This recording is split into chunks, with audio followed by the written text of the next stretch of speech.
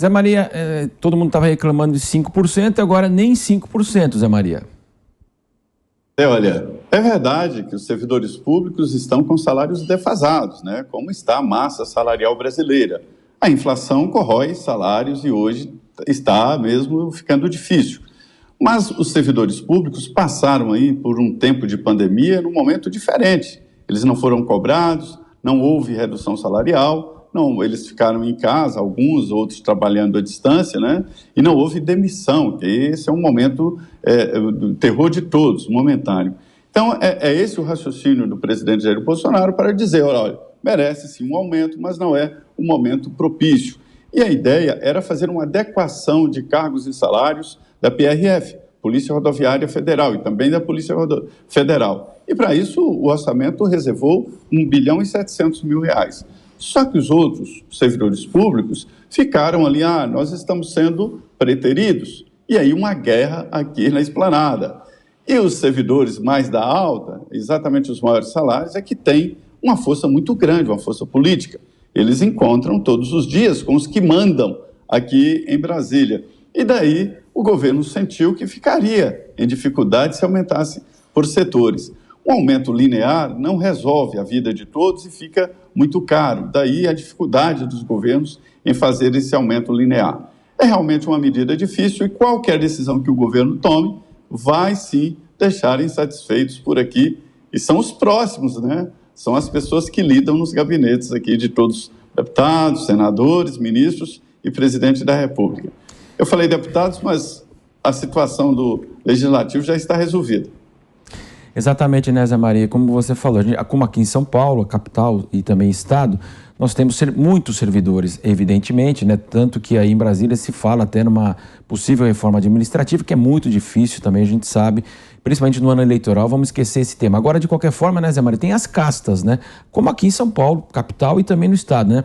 Há servidores e servidores, tem servidores que ganham muito bem, que podem, inclusive, até atravessar essa inflação. Agora, as camadas mais baixas, de fato, aí, elas deveriam até receber, aí, nesse momento, até um olhar especial, né, Zé Maria? O organismo manda mais do que setores. Então, assim, existem funcionários do Legislativo que recebem muito mais do que deputados. E não é um ou dois, são muitos, né, que recebem mais do que deputados. E eles se julgam importantes e dizem até, nós é que somos perenes por aqui, os deputados chegam e vão, nós ficamos, para se ter uma ideia. Esses são os poderosos. Mas não só eles que existem. Alguns funcionários estão com os salários defasados, estão com dificuldade, porque a inflação corroeu mesmo a renda do brasileiro. É uma inflação mundial, né? No Brasil até foi mais controlada, mas existe mesmo e está corroendo. É muito difícil, era preciso uma reforma administrativa. Esta, então, que não passa mesmo.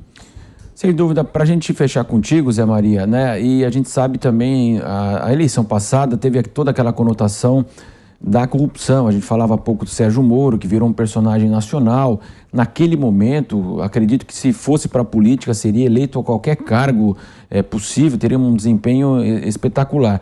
Mas a gente sabe que agora, passados esses 4 anos, ao que parece, de fato, aí toda essa situação econômica, a gente sabe que teve pandemia, agora tem guerra, mas explicar isso para o eleitor, muitas vezes ele não quer saber, né? E a gente sabe que a economia deve, então, estar aí no centro da discussão, ou seja, a oposição trazendo esse tema e desgastando tudo aquilo que ela conseguir, de fato, aí o presidente Jair Bolsonaro? Olha, Marcelo, pouca gente sabe disso, mas lá atrás eu ouvi um dos integrantes da Lava Jato, um dos coordenadores, que me disse o seguinte, ninguém será candidato. Houve um pacto dos integrantes da Lava Jato, e um pacto muito correto, teria naquela época desmoralizado a Lava Jato, e ninguém, nem procuradores, nem policiais federais, que estavam no comando, né? E nem o juiz Sérgio Moro na época, ninguém saiu candidato. E era um momento em que a Lava Jato estava explodindo e tal, demonstrando ali as entranhas fétidas dos governos do PT. Então, assim, era um momento propício de se candidatar. Mas houve esse pacto que pouco foi divulgado, ninguém foi candidato.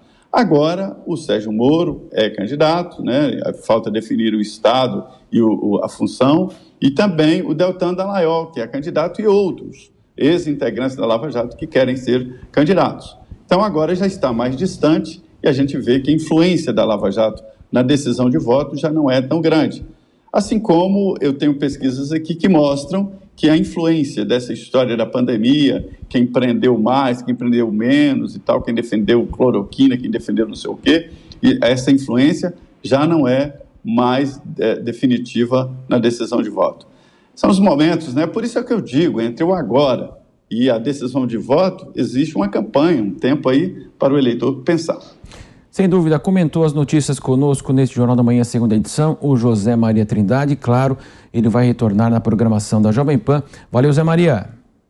Muito bem, obrigado. Muito bom dia, Marcelo.